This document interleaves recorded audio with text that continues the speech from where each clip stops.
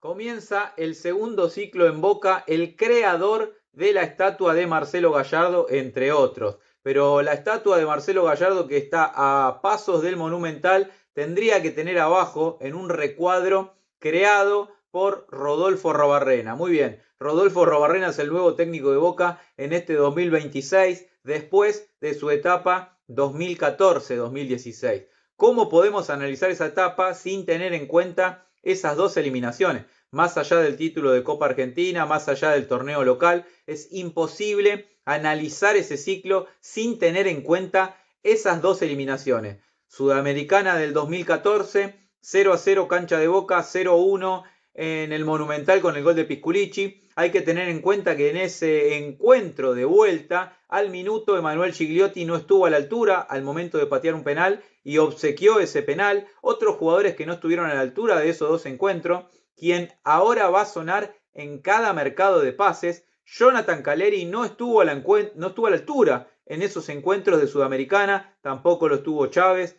tampoco Cata Díaz, tampoco Gago, tampoco Orión.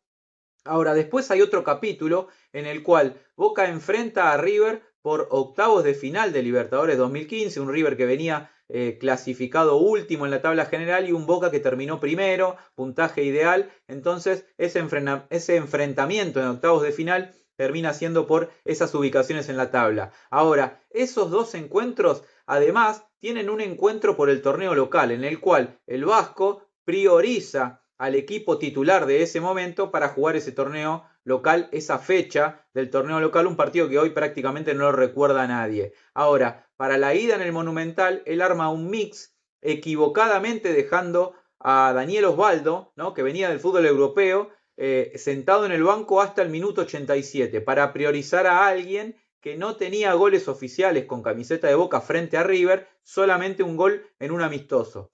Hasta el minuto 87 y perdiendo por un tanto contra cero, el Vasco decide sacar a su centro delantero para que ingrese Daniel Osvaldo.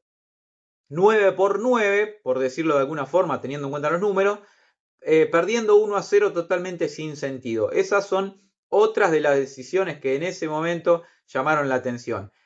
Claramente no estuvo a la altura al momento de tomar decisiones, teniendo en cuenta esos tres partidos, y claramente Boca quedó eliminado. Después el capítulo aparte, el episodio del gas pimienta y demás, pero bueno, teniendo en cuenta los candidatos actuales, está muy bien elegido el Vasco Arrobarrena, pero a la hora de analizar su ciclo es imposible tener en cuenta esas opciones y esas eliminaciones, teniendo en